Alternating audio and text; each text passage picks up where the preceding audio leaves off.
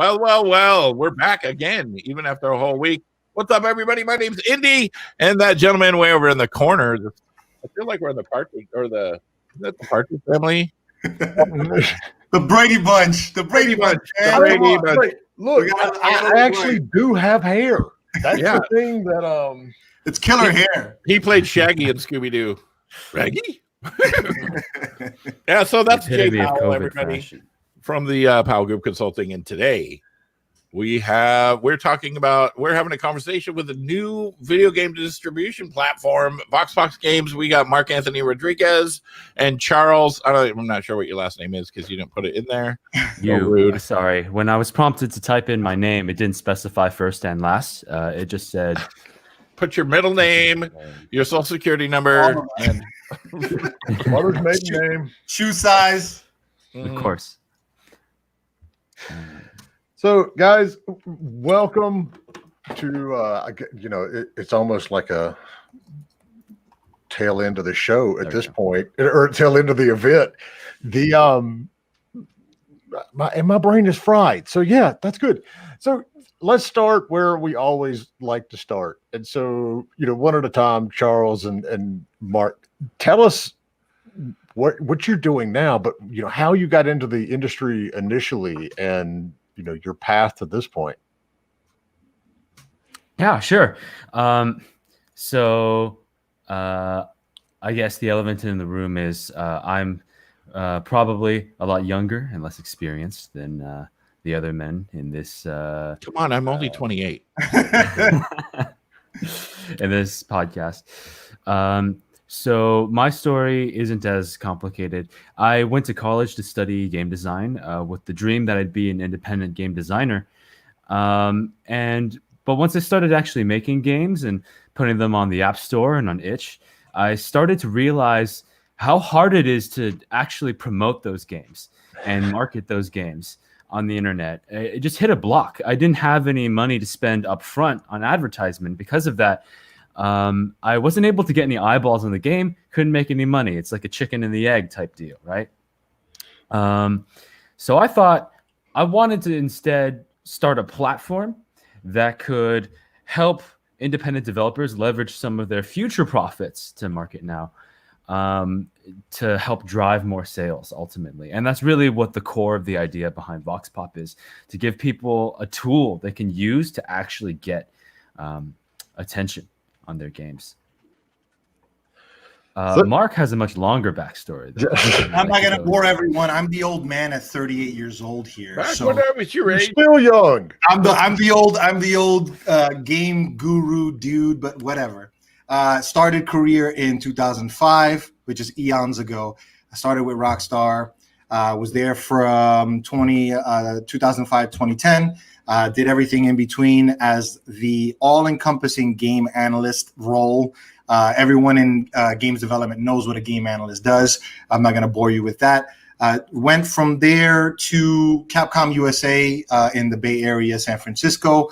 Worked out of the San Mateo office directly, working with Osaka on their content analysis team. That is pretty much giving the Japanese market insight into how to make games marketable in the States and not just port everything every 5 minutes. So worked until 2015 there, then started working with the Perfect World International Group to launch the Arc Games platform. Arc Games is the free-to-play variant of Steam. They have the Torchlight series, Star Trek Online. So I went in 6 months, got in there, hooked everything up, worked with their CEO and their platform team to launch that platform to market, and then got a job working in game baseball streaming. So working for Major League Baseball, which then evolved to BAMTech, to then Disney Plus and Disney streaming services.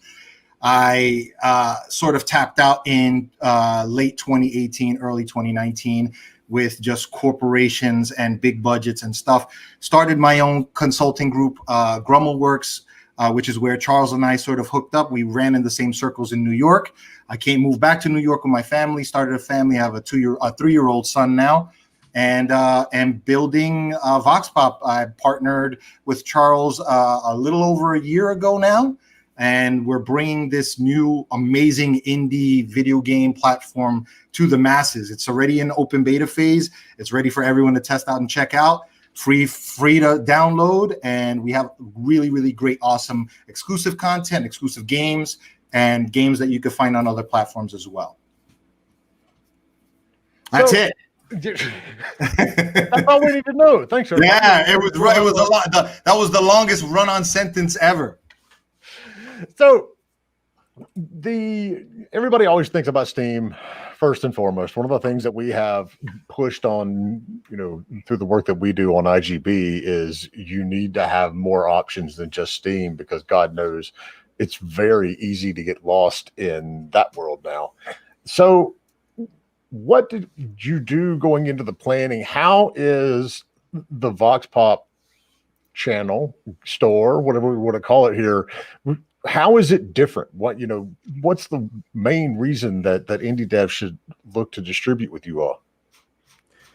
Well, I suppose the main reason is going to be our business model, and that how allows people to engage with their audience. But one thing that's maybe not the main thing that I would like to mention before I go into it is just the fact that we're indie focused. One of the reasons why it's so easy to get lost on the Steam store is just because you also have to compete side by side with all the AAA games that have all the advertising power that everyone's excited about, right? It's much harder to break through even just on a storefront like that, especially since much of your audience might not be primed to actually look for and pay attention to indie games. If that makes sense. So by focusing on a much more niche market, we can guarantee that A, the audience members we get are interested in independent games, and also B, that people will be able to place your game in context, which is much more important. Now, onto the model itself, right? I mentioned how one of the big problems that I remember facing, one of the big pain points is finding the money to actually market your game. Publishers can dump literally millions on their AAA games advertising. Usually the advertising is significantly more expensive than the actual development. That's something that indie devs can't afford. Many of them may be solo developers who don't really have too many savings set aside for this kind of advertising. A lot of people might not even have really thought about the advertising until their game was finished. So what we want to do instead is help people engage online influencers like streamers. We're sort of past the days when you can walk up to a mid-sized streamer and say, hey, here's a free copy of my game, please play it, right? More and more now, there's a lot of big money coming into online influencers. And so what we really wanted to do was give people a tool that they can use to engage these streamers, to help them get their fair share of what they drive to you, because they need to keep the lights on too, right? And the way it works is the profit share system. For anybody who's watching who might be unfamiliar, developers determine a percentage of each sale that they will set aside for people who helped propagate that sale. And then anybody who has a hand in getting that game sold, whether it be through recommendations or seeding or whatever else, they get a cut of the sale. And developers can also give specific percentages to specific users. And that's how you can negotiate with influencer channels to say like, hey, I'm giving most people, 10%, but if you stream my game, I'll give you 30, something like that. So what kind of reaction have you seen so far from the streamers? I mean, because God knows you can't just go out there these days and say, hey, we got a new platform to, sell your game on, come join us. Having that hook in there to really get the streamers involved is a nice one. So how have you seen that reacted? I mean, what's the reaction you've gotten so far? The reaction from developers that we've gotten has been overwhelmingly positive. Yeah. I feel that a lot of people can understand intrinsically the value of having a way to engage people this way. And one thing that maybe might not be quite as intuitive is because there is a default value that you can negotiate up from. It means your game can also engage micro influencers that maybe their audience might not be large enough for it to be worth it for you to engage them directly and try to create some kind of sponsorship deal with them directly. So the idea is to create some kind of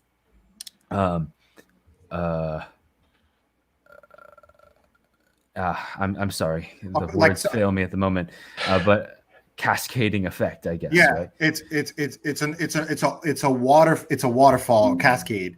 It's pretty much allowing streamers to advocate for things without feeling as though that they're either shortchanged or something's happening that it's unfair to even streamers themselves. Because I feel like a lot of the time streamers are pretty much on the short end of the stick when it comes to just like, hey, give me a free copy of the game. They play it, they beat it, and that's it. So we want to extend the life of these games that may be on itch or maybe on GOG or maybe on different places from these developers that are worldwide right now, because all of our developers are around the globe. We have a platform that is global right now, but it's still in its nascent phase, and it's still, gaining traction with consumers, users, marketers, everyone. So the overwhelming response has been positivity, love, and a lot of growth, I feel.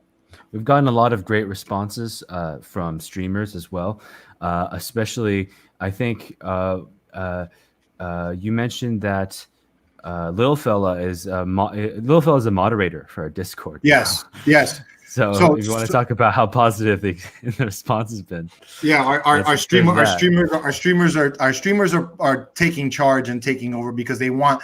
If anyone stands to benefit, it's the developers and it's the streamers more so than big marketing pub. We of course have publishers and marketers. We're not gonna shortchange them. They're necessary. But we want to, the whole point of VoxPop is I've seen the industry. I've seen what's happened in AAA gaming. I know what it takes to market a game. And the indie devs just don't have that. They don't. These 1 to 2 person teams don't. I'm not going to say VoxPop's going to be the answer for that, but we are trying to lead the charge in the way that games are distributed and the way that revenue share is parsed to be a bit more democratized and a bit more fair for streamers and developers. From what we have noticed, some of these publishers or more business people that we've spoken to, they are a little more concerned. They want to see the platform prove itself. And we're confident we will. Okay, you were talking about international. Ibram, there's a story as a question. I have a lot of questions. Like, how do you handle the regional continental taxes like Steam does, or is that on the developer? That is on the developer. Sadly, we are a small team. While we would love to do these things, make things a bit more convenient for the developer, the fact of the matter is, we're like 5 people. We don't have the accounting team that Valve does. We really don't have. What are y'all doing all day, Charles? Exactly. We don't have 17 years in the bucket here, guys. We got a little under 7 months. Give us some chance. Give us your game, and we'll try and improve something. We'll try and improve your numbers and give you more publicity than just throwing you on the page for 21 hours. Actually, as you can see on Greg's IGB from the other day. Go ahead, Charles. Sorry, I didn't want to cut you up. Actually, if I am comfortable sharing this point, I am literally doing all of the accounting myself. I am paying out everything myself. I am tallying everything myself, because to the question, what are you doing all day when you're on a small team? As anybody who's worked on an indie game knows, the answer to that question is literally everything that somebody else is already handling. Everything. You gotta do everything, man. I'm HR. Holly's marketing, content creation, QA, Elise's engineering. We have. So that's another testament to our community.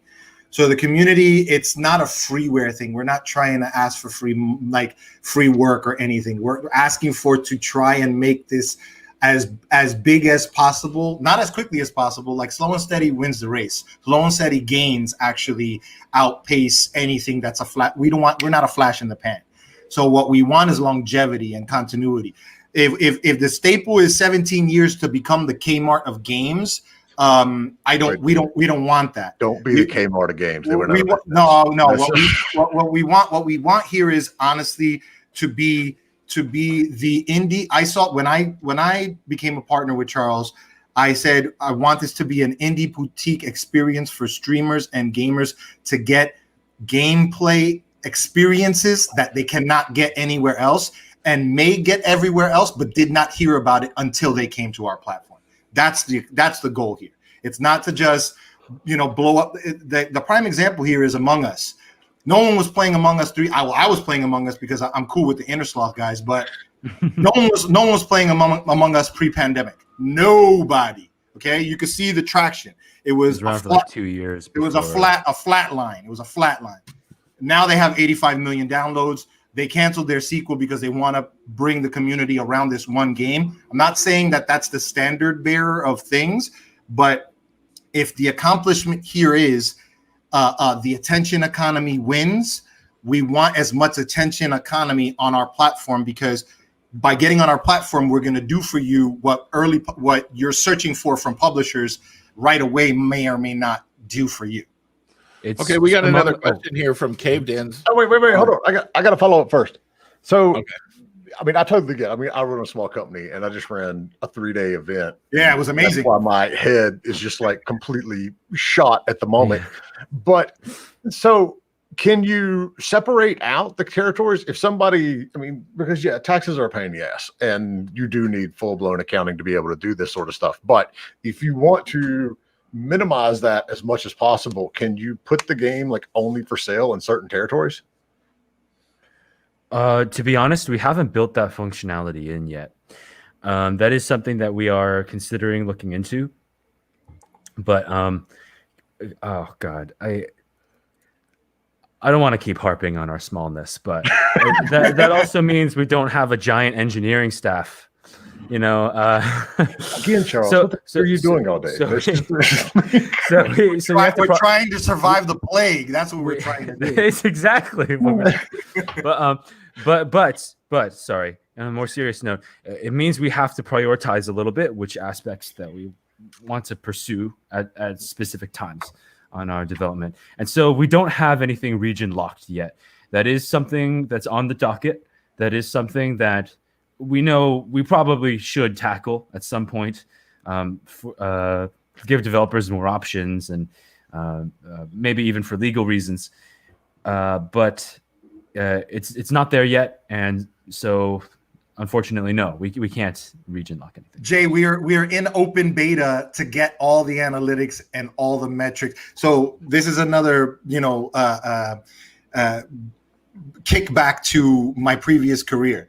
Everything that we did at Capcom was pretty much Japan is, if anyone's talking about analytics, they are one of the pinnacles of analytics and they study data to a T. So in order to get any real metrics about what our next verticals are going to be and where we start engaging those verticals, it's going to be from the metrics that we gain from what we did in our closed beta, which launched at the height of the pandemic. We had to delay a month from April to May. Then, and our close to open went live on July 31st, which was another month delay because that was the second sort of uptick and spike in New York. And then it started gaining more traction at the end of the summer into now the fall and winter. So if we're going to do anything for like unlocking SKUs and unregion locking, what I want to have happen is we need to have the community advise us as best as possible in our Discord, on all of our social channels, letting us know where their pay points are so that we can improve and get it in the slotting for our scrums every Monday.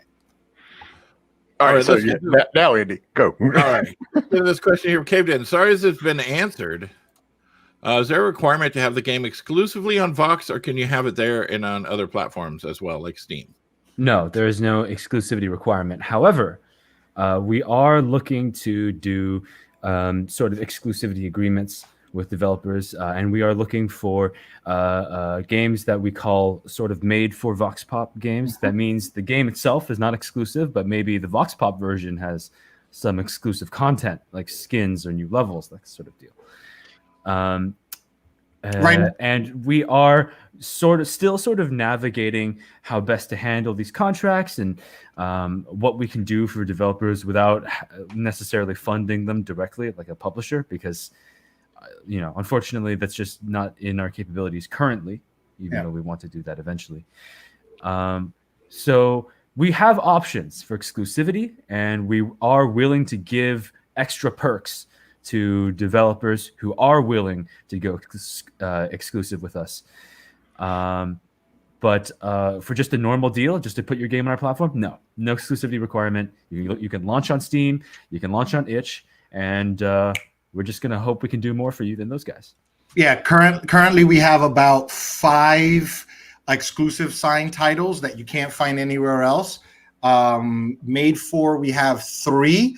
One of them is partnered with the Able Gamers Foundation. It's by Plug World. Sorry for the plug, but literally his name is Plug World.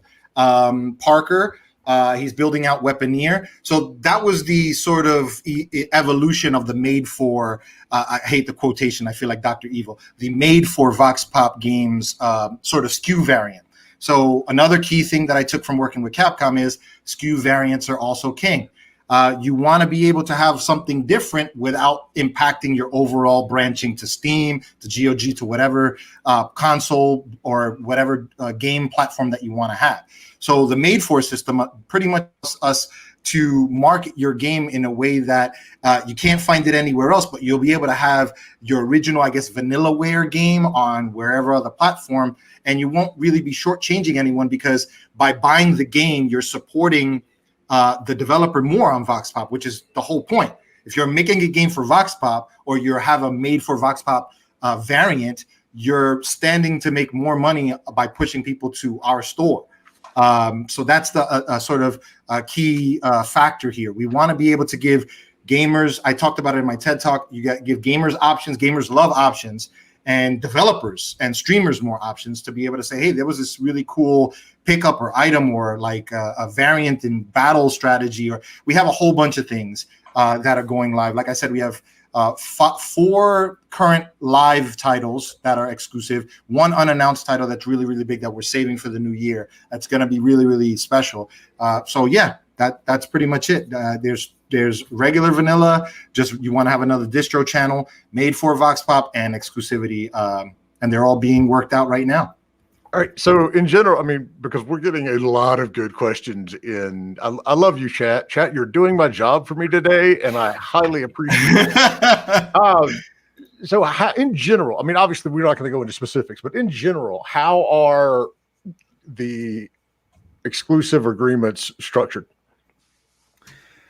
So right now, what we're doing with exclusives is we designate a certain period of time where while this game is exclusive, you get 100% of the revenue, and minus whatever you reserve for user incentives. That means VoxPop doesn't take a cut of its exclusives.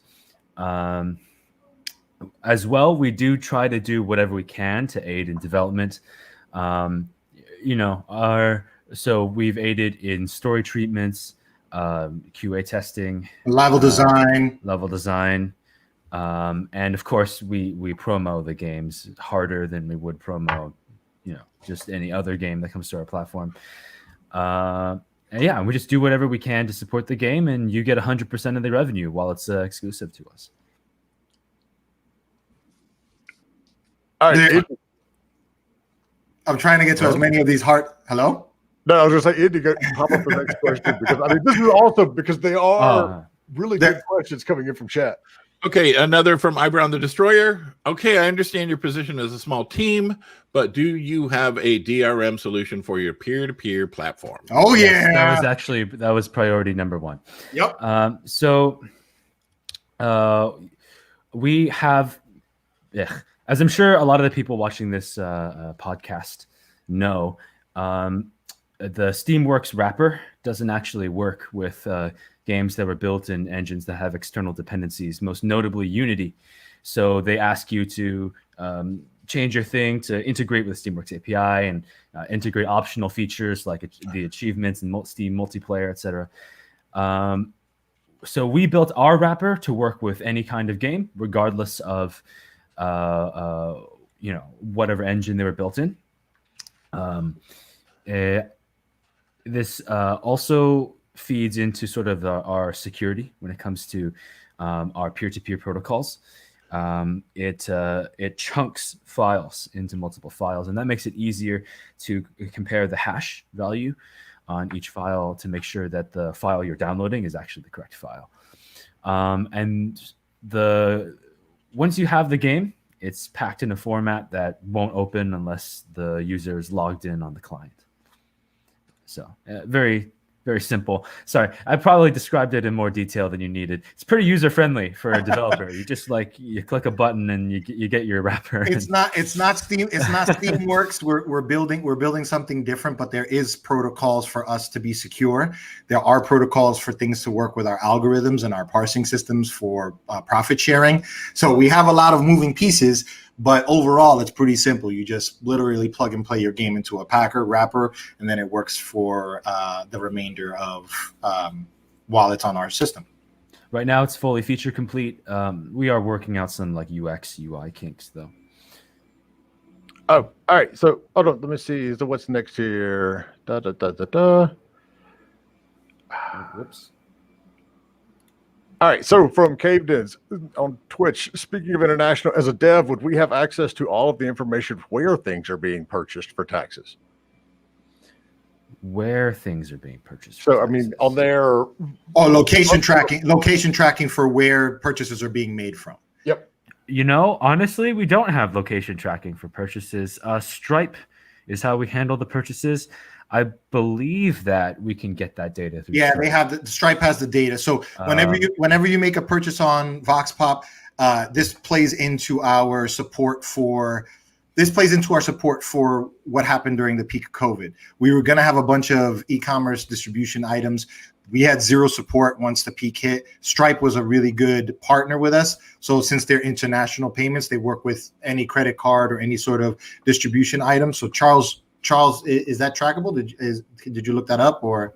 I can check right now. But to answer the question, to be honest, that's not something we've ever tracked as part of our accounting before.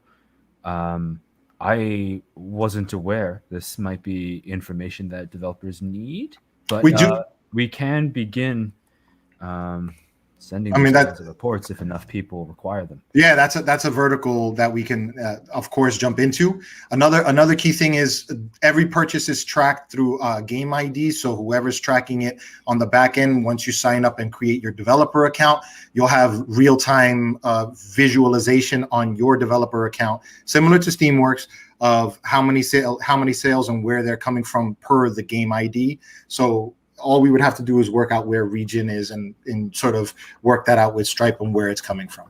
Go ahead. Yeah. Okay. Here. On Stripe, it does mention region. Yep. So there's the answer, Capedens. All right. So a follow up from Capedens. What kind of advantages are being spitballed for games made for Vox? Ooh. Well, as I mentioned earlier, our exclusive titles do get 100% of our revenue, and we do try to assist in development where we can. When it comes to made for VoxPop games, we have similar benefits, just to a lower degree. Like maybe we won't give you 100% of the revenue. We'll still take a cut, but maybe a smaller one. It really depends on the scope of what's being done for us in terms of made for VoxPop. Yeah. Obviously, a single skin is significantly less development work than, fully exclusive game mode or something. You know what I'm saying? Right. So when it comes to our made for titles as opposed to our exclusive titles, it's really more of a case by case basis. To answer this next question. Yeah. So Herbivore wants to know if you're looking for VR games, but even along those lines, I mean, we see different stores in the industry almost gravitate to different genres and different customer types. indie in and of itself is still a pretty big, vague area to be targeting. But, what types of games? So one, yes, are you looking for VR games? But two, what types of games are selling best right now on the platform? Okay, so first, to answer your question, we're not specifically going out of our way to look for VR games. We just feel that with our target demographic, so to speak, it's probably not particularly common. But that's not to say that we're going to reject any VR games that we get, right? You can still sell them on VoxPop. It's just not something that we necessarily go out of our way to seek, right? So that brings up a good question then. It's like Steam is uncurated. You pay the Steam fee, you have an EXE, you can put it up there, whatever. It's done. Yeah. GOG, on the other hand, is very heavily curated. Epic is even more heavily curated. Yeah. What's your approach right now to what games get greenlit to go on the platform? We shoot for a sort of in between Steam and GOG. We don't want to heavily curate our library. We don't believe it's necessarily our job to impose that on developers. But at the same time, we got to make sure we're not just like literally getting an asset flip or no shovelware. Like somebody's straight up lying about what's in the content in their game, right? So as long as your game is within reason, what you say it is, it's not our job to judge whether it's quality or it's not. Because a lot of games, especially indie titles, I think you've probably seen this yourself, Jay. Sometimes they just look worse than they are. They don't look great in the screenshot or the trailer, but they might play fantastically. One of the best games, our best-selling game right now is Guardians of Ladino Forest Golf by Adrian Dietrich, a game that in stills might look a little shabby, but plays fantastically. That's a key esport for us. We ran a golf tournament. We ran the 2020 Open Guardians of Ladino Forest Invitational this past April, and it was a five streamer event where everyone had to play 18 holes of this space golf game. Amazing. I'm trying. Listen, I hope Dietrich is there. I don't want to give up the ghost here, but I'm trying to get the sequel exclusive to VoxPop because this, I feel, can be a really big indie esport, because that's another thing that I want to sort of branch into. We have a bunch of games that are low poly, very addictive. So to answer the curation question, where Charles said in between Steam and GOG, the indie boutique stylings of it, the curation is our team. Charles plays it, I play it, Holly plays it, Elise plays it, Connor plays it, even Dr. U. Like everyone, we're trying to get to play these games. Say, well, not necessarily Dr. U, but anyway, we want to get these games that are addictive, that they're fun, that they bring you back to the early games of Prime. They're primal games. That the most carnal games that get us are Super Mario, Pac-Man, Space Invaders. So all of these games, we have a game from Attack Mountain that's pretty much the revitalization of Joust, which is one of my all-time favorite games. It's called Frog X Bird.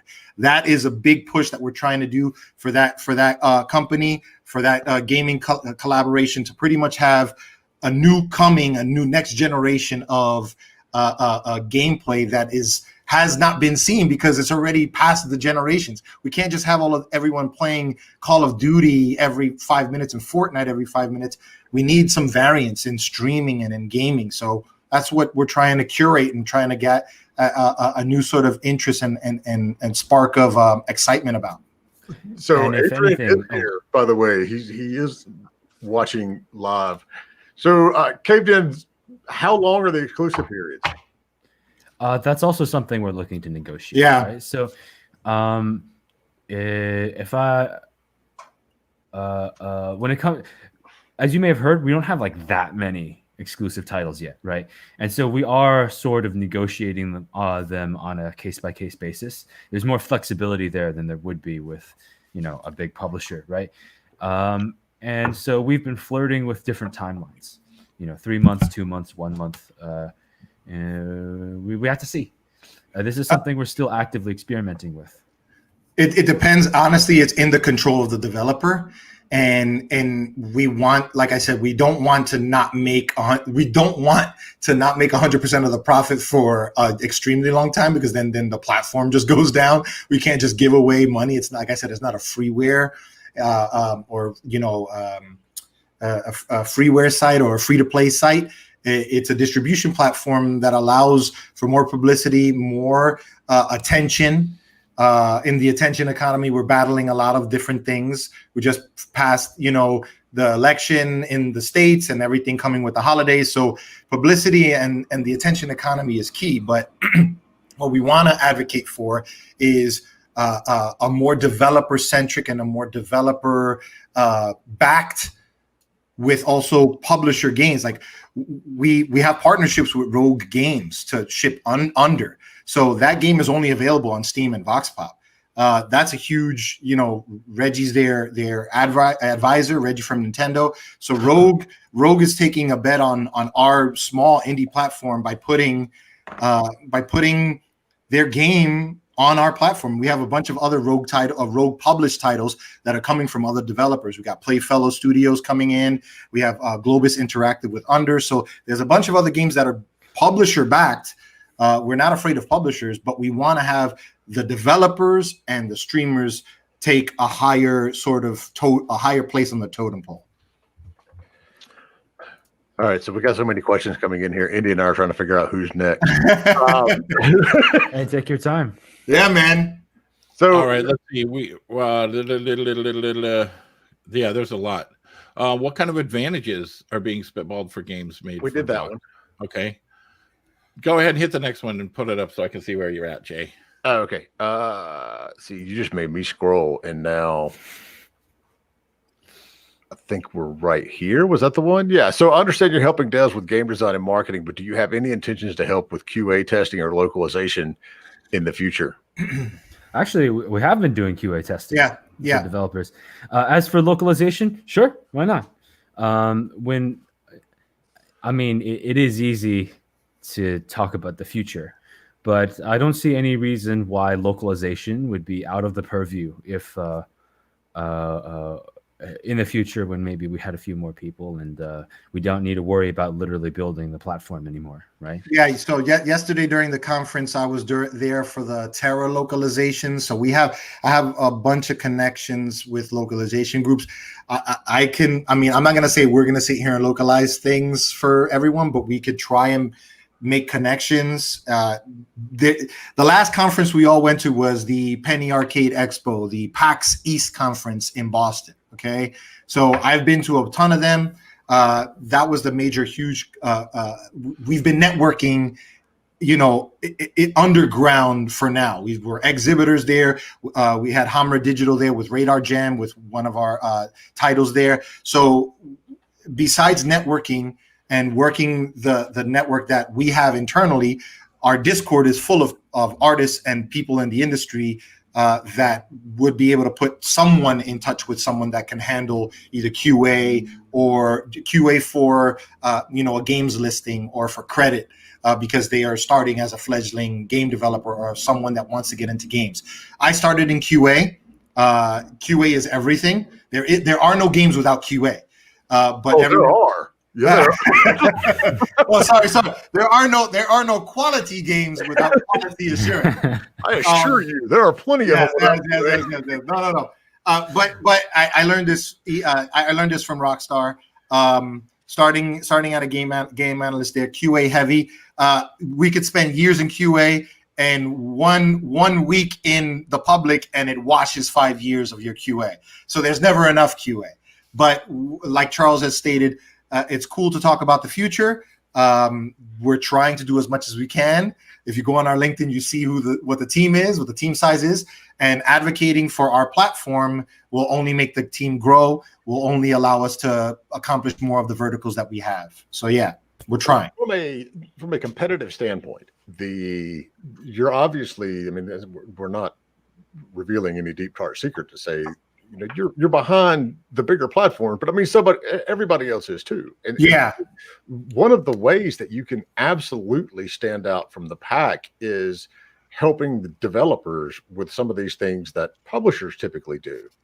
And that would be QA and localization. And, well, we've been getting a lot of calls. I've been getting, we have Google listings for the operating office, so I've been getting calls from developers that are explicitly asking, like, oh, what are you guys offering in terms of publishing? Like, we're not a publisher. I guess people are getting confused about what a publisher is. A publisher is a company that has a publisher is whatever it is you think it is, but it really isn't. It's more of they have a lot of money to back you and connect you with more people. We're doing that I don't want to say in a micro scale, but we're doing that for games that are being curated in a way that they want to be a part of the community and they want to advocate for what this platform is. The profit sharing margin is only going to grow the more sales you get, the more advocacy you do as streamers. So our stream team is doing, Lil Fella, Hank the Hippie, Icarus Panda, LA Dream, Lithium Project, Josh Scorper, everyone that is a streamer has been advocating for us. So these micro influencers are talking to their viewers, talking to their followers, and those followers are hopefully converting into users, but those users are then generating more people to come on board, because if they're using their recommendations to basically onboard people, so we have recommendation links in every single platform profile has a recommendation link. If you buy a game and you recommend that and you share that on any of your socials, if people are buying through your recos, you're standing to get a cut of that. That builds into all of the verticals that we have with our micro investment engine, with our internal development. So all of these different things are bleeding into one another in more ways than one. And that's the leg up, like you said, Jay, that we have. We have so much flexibility at 17 years of Steam, 7 years of itch, 6 or 7 years of GOG. They can't just do. They can't do that. They have what they're going to do, and they have to stick to it. We have flexibility to carve out a new path and be adjacent to all of these other platforms. I have a question about that kind of stuff as well. So you want to, give other services that other platforms don't have, plus do promotions. How are you going to be able to do that when you have like 1,000 games on the platform? How are you going to do that? And you have 800 games asking for all of these services. How are you going to be able to do that? The profit share service is automated. I don't have to do that manually. So we could have 1,000, 10,000, 100,000 games, and that would still chug along, no problem. Well, the only thing that we're doing now that we wouldn't be able to do scaled up would be personally QA testing these games and giving these games more promo than a couple posts on our social media. We'll still endeavor to promo every game that we get, but they might have to be in bulk promos, for example. Yeah. And when it comes to services like QA or development assistance, we might have to reserve that for games that we have some sort of exclusivity with us, right? So once we are at scale, perhaps we will need to prioritize somewhat, but our hope is also to expand so we can continue these services, and our base level services and our business model will still be accessible to all developers. And that's really what we were hoping for. Right. It's not a bad problem to have a waterfall of games come onto your store, just for an extra revenue cut, just for another revenue stream. The VoxPop User right now, if I were to dictate what they are, it's me. It's every gamer that is willing to give a chance and not be very myopic with their vision on what games are supposed to be. I've played more. So to piggyback on what Charles has stated, we won't be able to QA everything, but we will be trying to curate by playing all of the games that are trying to be submitted onto our. We're going to have a queue system. It's not going to be very Steamworks, but we have to have so much time in the day. As Jay knows, as Dan knows, we're at 44 minutes right now. So the attention economy is fleeting. What I want to stress is it's a good problem to have if there are 10,000 games. That means we are scaling. That means there are more investors coming on board. That means there's more marketers coming on board, more publishers coming on board, more streamers coming on board, and more users coming on board. So it also means it makes discoverability much, much, much harder. Correct. Which we are. I don't want to share too much because these are early nascent things, but there are things that we are trying to spec out to handle those things. That Charles. Okay. Go ahead. So I should clarify that we are actively discussing many ways to keep discoverability high, even as we scale. But the first way that's already part of the platform is the profit share itself. There will be a section of the store, the featured section of the store, which is just going to be the games that have the highest profit share percentage and the games that can potentially make users the most money if they promote it. So this means that even for older titles or even for titles that flew under the radar completely when they launched, there's always a path to a front page on the store. Now, we don't want that to be the only path, but that is a path for discoverability that is always there for every game. So, all right, let's get to a question here from Alexi. What's up, Alexi? I'd like to know more about Alexi was a speaker yesterday. Yeah, Bode. What's up, Bode? What's up? I'd like to know more about VoxPop's players' demographic layout. How's that look right now? And what do you think it would look like in 5 years? All right. Ooh. Tough question. Tough question. The demo question. What is my demo? Okay, age. We have age, Charles. I know we have age. So our target demo for age is sort of 18 to 25, I suppose. Yeah. But I'm gonna level with you. We don't really collect data about our users. So if you're asking for like a gender breakdown, age breakdown, that's in the Discord. I can't give that for you. That's in the Discord. That's in the Discord. I can tell you that our buyers are overwhelmingly from the United States, as to be expected, probably. Our promotional efforts abroad have not been as comprehensive as here in the States.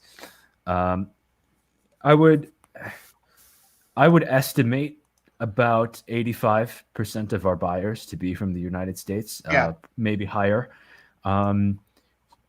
Keep in mind that I did not plug that into a spreadsheet. This is kind of off the cuff, but like just looking at what I saw on Stripe earlier. So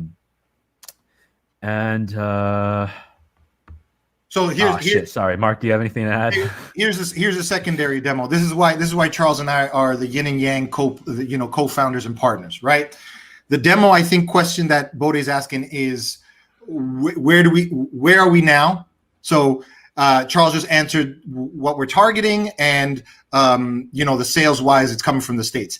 But the inverse of that is our developers are mostly from overseas, and our streamers are mostly from overseas. So the streamers and devs are both coming from the Euro territory, Eastern Europe. We have Latin America, a huge Latin American presence that we're trying to break through. We have devs from Brazil. We have devs from Colombia. We have devs from Mexico. We have devs from South Africa. We have devs from Paris. We have devs from Belgium. So we are, like I said, we are a global entity. The demographics that I want to have a key marking here is in 5 years, besides being international, we're going to have the support for those international markets. So the scalability now was our target goal was we're from New York. Charles is a NYU bred New Yorker. So Charles is a New Yorker in my mind. Going through NYU Game Center that's more New York than you could ever get. I'm from Brooklyn. I've been to the Bay Area. I've been all around the United States. The target here was to launch with the Northeast being our target because everyone focuses on the Northwest with Valve and with Microsoft. Everyone focuses on the Bay Area with, the tech bros and all that other stuff, Capcom, all the mobile game companies coming out of there. And then Los Angeles and Orange County sort of dev hub. No one's giving attention to New York, metro area, Boston, RISD, New Hampshire. So our main goal when we launched with the closed beta, which was to go to PAX East and target all of the developers that were coming from the Northeast to gain more shine and gain more traction. So we're still very focused on trying to onboard, but out of nowhere, we just got this international sort of bust up of developers. That's not a bad thing in the slightest. I love all of the games that are coming out of Europe. They're perfectly curated and queued up to be a part of what we were trying to be as what a VoxPop game would be. But we still want to get that foothold in the Northeastern market because of COVID. There's more games being made. The indie game renaissance is occurring. There's never going to be any more games that are being made than now. And what I want to do is there's more games being made everywhere. Why the focus on? I mean, this is very much a world economy, the world is flat type thing. Why the focus on one section of the U.S. in general? So it's not a focus. It's more that was our target. And we were off by a lot. So to answer your question, it would be we're not focused on that any longer. Because Mark is a proud New Yorker. Brooklyn, everything. Yes. Like Mark said, the focus on the Northeast might be exaggerated somewhat. I think what Mark really means is when we first got started, when we were physically going to go meet developers, obviously we were doing that in New York for the most part, right? Because like we didn't have like a travel budget. As things progressed, and of course, when COVID hit, everything moved online, and now our focus is more international than ever. Yeah. And in 5 years, we're hopefully going to localize into all these places that we have developers coming in from. Thank you for that, Mark. You really saved my ass. You saved mine. You saved mine, brother. So, Indy, there's a question from Capeden at 1236. Yeah, is there access to see sales to certain games to make an educated decision to put games on your platform? We have a developer portal that lets developers see sales metrics for the games that they've put on the platform. We haven't made that public for a couple of reasons. This is data that some developers might want to keep private. We don't know that this is necessarily appropriate for us to be sharing all of that data. And secondly, just like from a business standpoint, it isn't always the smartest idea to just be fully transparent about all of your metrics. I was actually advised to avoid delving into that too much. Maybe someday we'll make those metrics available with developer permission. Yeah, it would have to be that we would have analytics from everyone, and everyone would have to sign off on that in order to share just baseline analytics of traction and traffic and all that other stuff. But that comes with scale. That comes with more team members. That comes with deeper data analysis.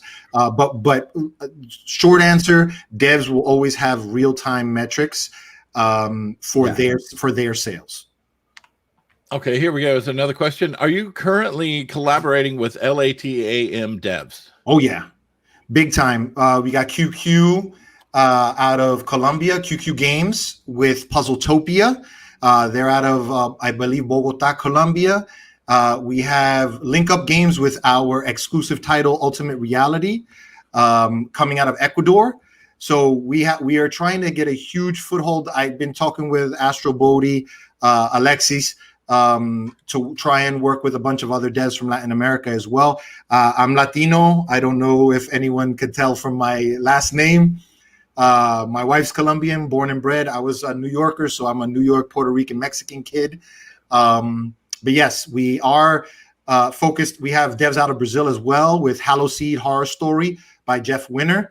That game is amazing. It's pretty much like Resident Evil 7 style graphics, running on an independent platform. So I'm really looking forward to that title coming out of Brazil. So yes, Latin America is a strong focus, but no more stronger than any other dev worldwide. Anyone that comes to us, we're more than willing to give you 5 minutes of our time to just at least talk and see what's up.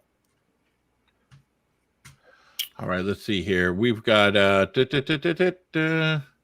What are your quarterly goals and markers for next year? And that is from Chavelo, 1931. Let's see. Mark, you had a game goal, right? Number of games signed. Okay. Game goal right now is to hit 215 just static games, just regular games in any way, shape, or form, just 215. Right now, we're rapidly approaching that game. I think I have to change that metric a lot to gain more. We have over 150 games now signed with over 60 Twitch streamers, Let's Players on YouTube, regular streamers. So the metrics that we're having are all verticals to build to our micro investment engine and our internal development games. So goal markers, they're always being moved and change every day. Tomorrow it could be going from tomorrow we could wake up and have 215 games signed. So the goals are ever changing, but we do have markers that are going into the first quarter of 2021 and for the remainder of the year. As I mentioned to Jay, but I don't think we got into during this podcast, is the next vertical we want to work on is our answer to crowdfunding, our micro investment engine. I don't know how much detail to go into on that, but that's my goal in terms of development for quarter two next year, to have that ready and up and running by the middle of next year. Yeah, that's probably a whole nother discussion for. Oh yeah. Now with 4 minutes left on the hour, but no, that's a huge one. We can still get to some questions here. Mr. Kooky, how are you managing game reviews and refunds? So we don't have a specific refund policy right now. If someone contacts us to complain, and they have reasonable claim, we'll probably refund it right now. We are discussing setting more specific limits on our refunds. In terms of, sorry, what was the other one? Wait, so wait, just to be clear, Charles, for the open beta phase, we do not have refunds. So once we go live with the full client, we're going to have the fleshed out refund policy and the reviews. Charles, was the second part of the question. That's fully user generated and curated as well. So yeah, we're not moderating those. Yeah. So the algorithm that we have right now is tied for recommendations and reviews. So you can't just dive bomb a game because you want to make your game shine. Every purchase is tied to a review. So right now, that's the way that we're curating it. We're trying to get feedback from the community on how to do that better, because we all know about Metacritic. We all know about all these systems that are very flawed, but they're stuck in their ways. You're going to see up and down based off users versus actual reviews. We're trying to stop that as well. So right now, recommendations and reviews are tied, and we're working through our background algorithm and analytics to basically see where users are tying their recos and their ratings. So every game that's purchased allows for one rating and one recommendation as well. So the follow on there, and it's a good point for Mr. Cookie, is when someone does ask for a refund, can you tell how much of the game that they played? Because obviously a lot of indie games are shorter than other games, and so you don't want a big situation where you've got people playing through an entire game and then turning around and going, I want a refund. Right now we do not have time tracking functionality. We are building that into the platform. Yeah. So right now, like I said, since we're in open, we have to build that functionality in to be able to track. If I know that the game is level based or can be completed within an hour. Some people are giving us descriptions that this game could be completed in half an hour, an hour. Some of the games, like I said, are from itch. Some are from Steam. Some are only found on our store. So we have to, like I said, that's another vertical that we have to handle in our Scrum with our team internally and with our metrics to basically be able to combat that, because a lot of the times you see on Steam, people play less than 1 minute and they just dive bomb review it and they ask for a refund because they just didn't like it. So we have to try and find a way to combat that as best as possible with this kind of platform. It may deter people from signing up, but that means that they weren't really going to be a user of VoxPop to begin with if they were just going to play games to refund them as well. So we're getting close on time here. If you've got questions for Charles and Mark, pop them in chat right now and we'll get them answered. So the last one on my list is going into 2021. I mean, obviously, the platform isn't fleshed out to the extent that the more established platforms are. But what are your feature priorities, for next year to get implemented? Well, besides the micro investment engine, like I said, there's like a lot of small things that we are really hoping to implement. Things like time tracking, and oh geez, my brain is fried right now. I could open up our Trello and just like read the backlog if you want. There's so much stuff on it. Internal development as well, internal game dev. So we're working on internal. We're going to try and get some of Charles's passion projects, some of my passion projects to fruition as well. So that's another vertical for later down the road at the tail end of 2021, going into 2022. So that's one main vertical that I wanted to talk about a little bit. Like Charles mentioned, micro investment is a whole nother big thing. If people want to talk about micro investment engine, come to our Discord. We'll be talking about it there as well. We're going to do an AMA coming up soon as well, going into our final candidate release for full release. No longer open beta, but full, realized platform release. But they'll still, of course, Jay, like you said, there'll still be bugs. So we have to, every day is QA. But yeah. So, I mean, there's a lot of studios that are opening up their Trello so people can see. I mean, are y'all looking at doing at least a version of the Trello that's publicly available so folks can see what's coming? Could be. Honestly, it's just not something that we've really considered. Yeah, I don't know. Maybe we'll look into it. Recently that has been, I mean, because Epic caught a lot of flack when they first launched, and people were like, well, they don't have the features Steam has. It's like, well, no shit. Steam's got a 15-year head start on them. But 17. They went and opened up their roadmap, and it really quieted a lot of that because it was like, okay, now you can see exactly what the developers are thinking and what their priorities are, so we can make a better educated decision on whether or not we want to be there. So I think as an industry, I mean, I'm seeing more and more developers do this as well. It's a transparency issue. It's you want people to believe in what you're doing, and it's helpful. Yeah, that's something we'll consider. Need to think about it.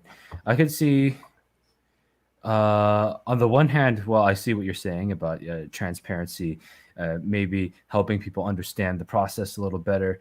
I could foresee an opposite scenario, for example, where someone might say like, okay, well, why aren't you doing it as fast as Epic? Oh, well, shit, everybody's going to say that. I mean, that's the cost of doing business, Charles. Yeah. Criticism. I mean, that's a given part. Well, no, for me, it's also another thing to track.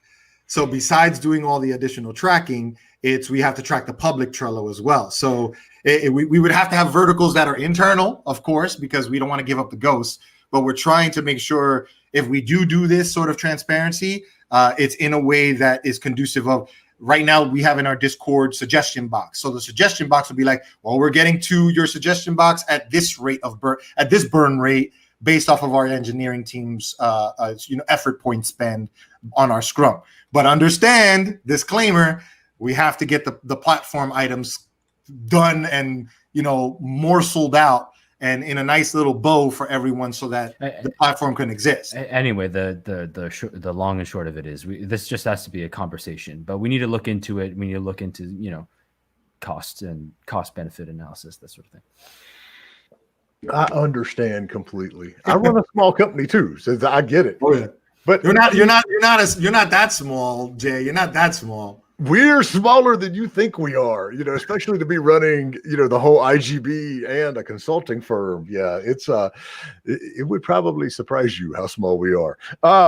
But guys, I really appreciate y'all you're coming in. It's like we always want to see new options for developers come out there, and what you're doing with the kickbacks and the incentives for streamers, and this is a different way of going about it, and that's what we want to see. So I highly look at seeing what you all do in the next coming months. And so I would encourage anyone who doesn't necessarily want to just get lost in the vastness of Steam to take a look and to try you all out. Thank you for that, Jay. Yeah, and thank you so much for having us. Thank you, Dan. You're muted, bud. There you go. There I am.